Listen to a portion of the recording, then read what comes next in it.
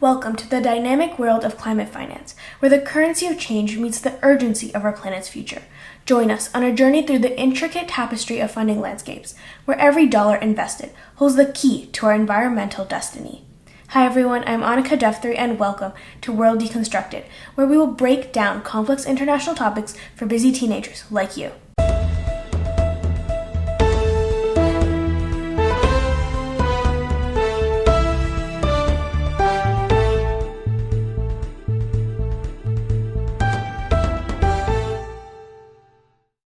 Let's get started and dive into climate finance. Let's start with the historical background. The concept of climate finance traces its roots back to the late 20th century, when global concerns about environmental degradation started gaining momentum.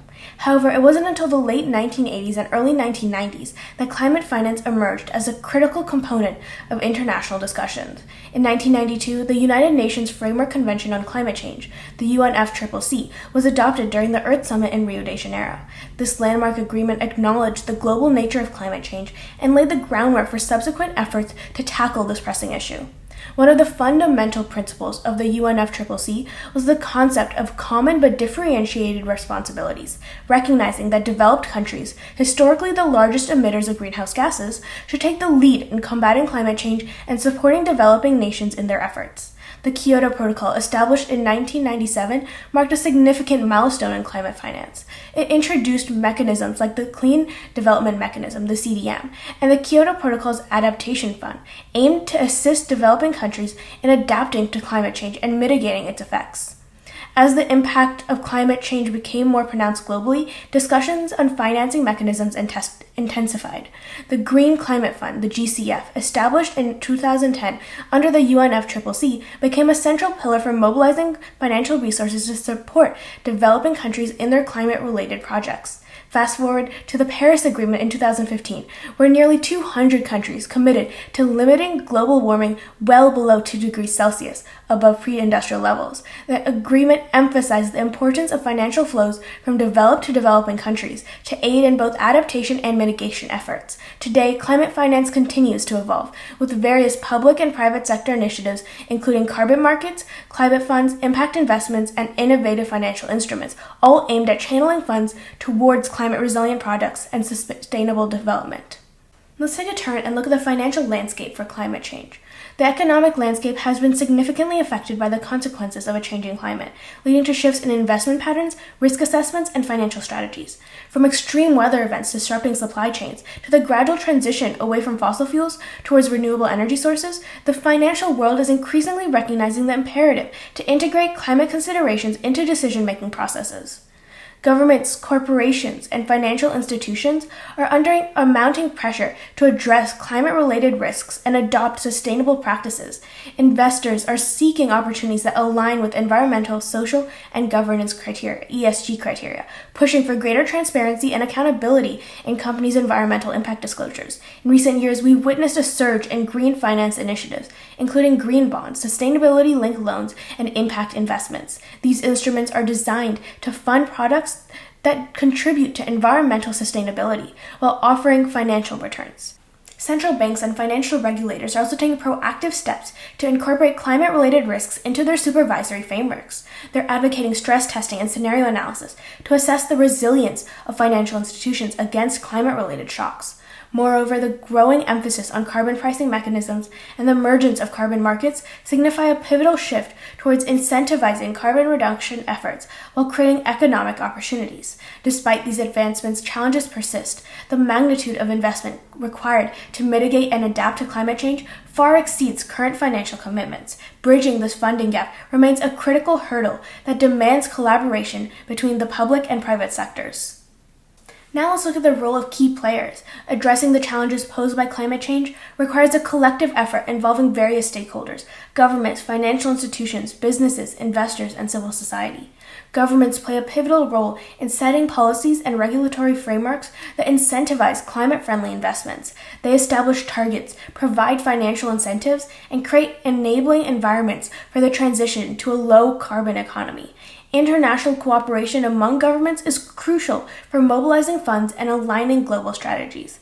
Financial institutions, including banks, asset managers, and insurance companies, wield immense influence in redirecting capital flows. They're increasingly incorporating environmental considerations into their investment decisions, offering green financial products and integrating sustainability criteria into risk assessments. Corporate entities are significant players in climate finance as well. Many are adopting sustainability measures, committing to reducing their carbon footprint, and disclosing environmental impacts to attract responsible investors and consumers. Investors, ranging from institutional investors to individuals, have the power to drive change through their investment choice as well. They are increasingly seeking opportunities that align with environmental goals, supporting projects that contribute positively to climate resilience and sustainability. Non-governmental organizations or NGOs and civil society groups also play a vital role by advocating for climate action, raising awareness, and holding stakeholders accountable. They often act as watchdogs, driving transparency and pushing for stronger commitments to climate finance. Collaboration among these key players is essential. Public-private partnerships can unlock innovative financing mechanisms and facilitate the scaling up of climate-related projects. Multilateral development banks and international organizations further bridge gaps by mobilizing funds and providing technical assistance to developing countries. Now let's look at the Paris Agreement and beyond. The Paris Agreement, adopted in 2015, stands as a landmark accord where nearly 200 countries committed to limiting global warming well below 2 degrees Celsius above pre-industrial levels. Central to this agreement was the financial commitment by developed countries to mobilize $100 billion annually by 2020 to assist developing nations in their climate-related endeavors. However, meeting these financial pledges has proven challenging. While progress has been made, there's a significant shortfall in reaching the $100 billion target. The COVID-19 pandemic exacerbated these challenges, diverting resources and attention away from climate finance efforts. Despite these hurdles, innovative financing mechanisms have emerged. Green bonds, for instance, have gained traction as a means to raise capital for climate-friendly projects. These bonds channel funds specifically for renewable energy, energy efficiency, and other environmentally beneficial initiatives. Moreover, there's a growing push for private sector involvement in climate finance. Companies are increasingly integrating sustainability into their business strategies, committing to carbon neutrality, and investing in clean technologies. Sustainable finance products, such as green loans and sustainability-linked bonds, are attracting investors seeking both financial returns and positive economic impacts. The financial landscape is evolving, with the private sector stepping up to fill funding gaps. Impact investing, where investors seek measurable social and environmental benefits alongside financial returns, is gaining momentum. This approach directs capital towards projects that align with climate objectives while generating profits. However, challenges persist. Uncertain policy environments, inadequate risk assessments, and a lack of standardized reporting on environmental impacts pose great barriers to greater private sector involvement. Moreover, scaling up climate finance to meet the ambitious targets set by the Paris Agreement requires concentrated efforts from all stakeholders. Now let's dive into the recent developments. First, let's talk about the upcoming COP28 summit, where world leaders will gather to discuss how to implement the Paris Agreement and raise their ambition on climate action. One of the key issues on the agenda is how to mobilize more funding for climate mitigation and adaptation, especially for the most vulnerable countries that are already facing the impacts of climate change. According to the Council on Foreign Relations, countries will collectively need to spend trillions of dollars to reach their decarbonization goals and protect the most vulnerable nations from climate disasters. But experts say current funding levels fall far short of what is required to stave off the worst effects of climate change.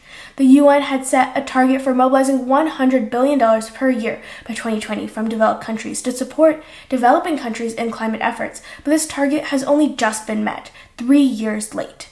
Moreover, only about 20% of this funding went to adaptation, while the rest went to mitigation. This imbalance has been criticized by many developing countries who argue that they need more support to cope with the rising risks of droughts, floods, storms, and sea level rise. The UN has called for a 50-50 balance between mitigation and adaptation funding, as well as more grants and less loans to avoid the added burden of debt that these developing countries have to pay back. One of the initiatives that aims to address this gap is the Green Climate Fund, or the GCF, which is the world's largest climate fund. The GCF has raised almost $20 billion in pledges from dozens of countries, and it disperses that funding to local development banks, nonprofits, and other organizations to facilitate more than 200 projects in developing countries. The GCF focuses on supporting projects that have high potential for transformational change, such as scaling up renewable energy, enhancing climate resilience, and promoting low-emissions transport. The GCF also aims to leverage private sector investment by providing guarantees, equity, and concessional loans to de-risk climate projects and attract more capital. However, the GCF alone is not enough to meet the climate finance needs of developing countries. That's why many experts and advocates are calling for more innovative and diverse sources of climate finance, such as carbon pricing, green bonds, blended finance, and debt relief. For example, a recent report by Christian Aid, a UK-based charity, suggested that a wealth tax of 0.5% on the richest 1% of people in the UK could raise enough money to cover the UK's share of the Global Loss and Damage Fund, which is intended to provide compensation to countries worst hit by climate breakdown. Another example is the proposal by the World Bank and the IMF to create a new allocation of the $650 billion worth of special drawing rights, or SDRs, which are a type of international reserve asset that can be exchanged for hard currency. The idea is to use some of these SDRs to support low-income countries in their green and inclusive recovery from the COVID-19 pandemic, as well as their climate action. These are just some of the examples of how climate finance is evolving and expanding in response to the urgency and complexity of the climate crisis. But there's still a long way to go to bridge the gap between the available and the needed funding, and to ensure that funding is aligned with the goals and priorities of the countries and communities that receive it. That's why the COP28 summit is a critical opportunity for the international community to step up to its climate finance commitments and actions, and to demonstrate solidarity and cooperation in tackling the greatest challenge of our time. Now let's talk about the reason for urgency moving forward. The clock is ticking, and the repercussions of inadequate funding for climate action are dire. Without substantial financial commitments, we face intensified climate-related disasters, more frequent and severe storms, droughts, rising sea levels, and ecosystem disruptions. These are not only threatening lives and livelihoods, but also straining economies, exacerbating inequalities, and displacing communities, particularly in vulnerable regions. The urgency lies in recognizing that the cost of inaction far exceeds the investment required to mitigate and adapt to climate change. Failing to act decisively today will burden future generations with colossal environmental, social, and economic challenges that may become insurmountable. However, there is hope. A robust financial commitment towards climate action can yield transformative results. Adequate funding can accelerate the transition to renewable energy, promote sustainable infrastructure, enhance resilience in vulnerable communities, and spur innovation in green technologies. Moreover, investing in climate resilience not only safeguards ecosystems, but generates substantial economic opportunities. It fosters job creation, drives technological advancements, and stimulates sustainable economic growth. The positive impact of a strong financial commitment goes beyond mitigating climate change. It fosters a more equitable and sustainable future for all. It's an investment in the well-being of our planet and its inhabitants, ensuring a healthier, more prosperous world for generations to come. There you have it, listeners, the complex, dynamic world of climate finance. Like a global treasure map, it's filled with challengers, players, and high stakes. And remember, the financial decisions made today will shape the climate landscape for years to come. If you want to learn more about this topic, check out the links in the description below. Have you read an article that you don't understand or a headline you want more details on? Tell us in the comments below, and we will deconstruct it for you. Do you have any recommendations on how we can improve this show for you? Please tell us in the comments down below. Also, don't forget to like, subscribe, and share this episode with your friends as well. And don't forget to turn on notifications so you know when our next episode drops. See you next time.